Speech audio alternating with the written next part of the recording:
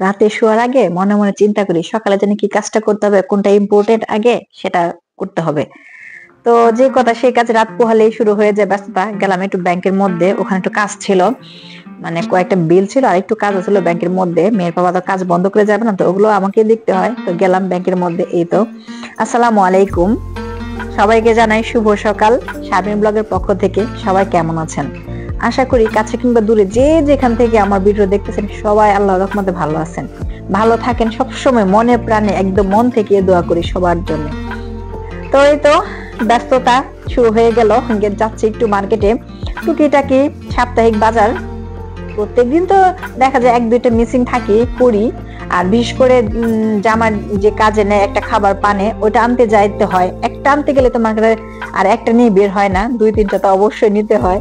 তারপরে ওটা তো আছে, ওটা নরমালি। তো আজকে সাপ্তাহিক বাজার, একটু বড় বাজারই করবো, সেজন্য ট্রলি ব্যাগ নিয়ে গেলাম। তো চলুন শুরু করি আজকে ব্লগটি। কি কি বাজার করি সবকিছু আপনাদের সাথে শেয়ার করব। আর এখানে এই শপিং মলটা কেমন সেটাও আপনাদেরকে একটু দেখানোর ট্রাই করব। আসলে প্রথমে বলিনি, এটা কোনো শপিং মল না, ছোট সুপার মার্কেট। আমি বলে ফেললাম শপিং মল। শপিং মল বলতে তো মানুষ বড় বড় যে ইকিয়া বা বসুন্ধরা সিটি ওইরকম মনে করে, এটা হলো সুপার শপ। তো এটার মধ্যে নিত্য দিনের খাবার টাবার টুকটাক, আমার বাসার কাছে এটা মোটামুটি। এই সুপার শপটা হলো ডিপিউ, অনেকে বলে ডিসকাউন্ট, যে যেটা মানে এটা দুটা নামই আছে, ডিপিউ বলে অনেকে, ডিসকাউন্টও বলে। তা আমি ডিপিউ বলি সবসময়। তো এটা আমার বাসার কাছে, তো আজকে গেলাম এটাতে। মাঝে মধ্যে আমার এটাতে যাওয়া হয় কারণ বাসার কাছে তো, সেজন্যই। তো এটা হলো একদম ফলের সাইড, এ পাশে শুধু ফল আর ফল। তো এই তো, এটা আমার জামাইয়ের, আমার আয়াত বুড়ির খুব প্রিয় একটা ফল, গাব ইটালিয়ান বলে কাকি। এটা শুধু এই শীতের সিজনে পাওয়া যায়, সামার টাইমে আবার থাকে না। ইটালিতে আবার অনেক ফলই আছে যে শীতের সিজনে পাওয়া যায়, গরম টাইমে পাওয়া যায় না। আবার গরমের টাইমে অনেক সময় আছে যে যেটা পাওয়া যায় শীতের সময় পাওয়া যায় না। এরকম, যে এখন কমলার সিজন, এই যে গাবের সিজন, এগুলা এই টাইমে খুব বেশি পাওয়া যায়। তো এই তো কলা টলা নিয়ে নিলাম। আর এ পাশটা হলো কর্নফ্লেক্স। আমি হয়তো একটা রিল মনে হয়ে ছাড়ছি যে কর্নফ্লেক্স নিয়ে, যে আমার বুড়ির কর্নফ্লেক্স খুব প্রিয় আয়াতের। সে প্রত্যেকদিন সকালবেলা কর্নফ্লেক্স খায় খায়।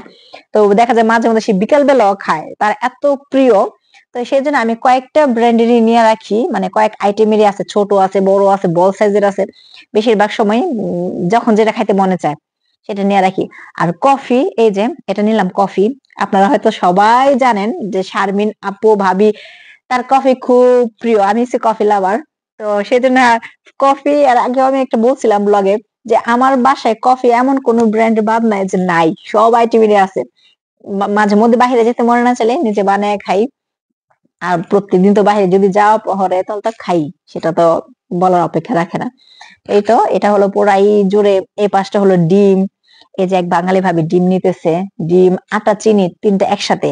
আর আমার বাসায় যেহেতু প্রত্যেকদিন রাত্রেবেলা রুটি বানানো হয়, মানে স্বপন মিয়া আর স্বপন মিয়ার কাকার, মানে আমার জামাই খুব প্রিয় তাদের রুটি। প্রত্যেকদিন রাত্রেবেলা রুটি মাস্ট লাগে, সেজন্য আমার আটাটা একটু বেশি লাগে। আমি যখনই যে আটা একটু বেশি করে নিয়ে আসি সবসময়। এই তো বাজার করতেছি, যাচ্ছি যাচ্ছি। আর এ পাশটা হলো যেগুলা অফার চলে না, অনেক সময় সুপার মার্কেটে অফার দেয়, তখন এ পাশটায় এই ছোট একটা র্যাকের মতো দেখলেন, ওটার মধ্যে অফারের জিনিসগুলো থাকে।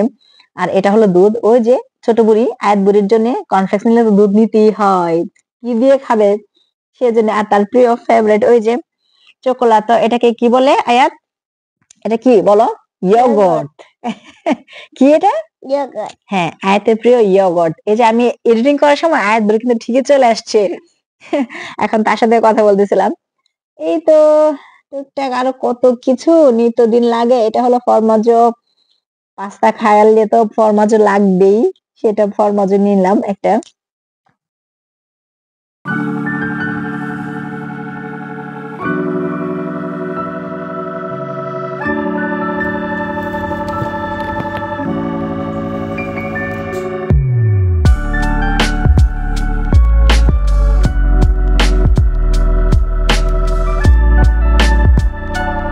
এগুলো হলো লাইট, ক্রিসমাস উপলক্ষে প্রত্যেক শপিং মলে, সুপার মলে সবগুলোর মধ্যে এগুলো ওঠায়। এগুলো হচ্ছে খ্রিস্টানরা খুব বাড়িঘর সাজায়।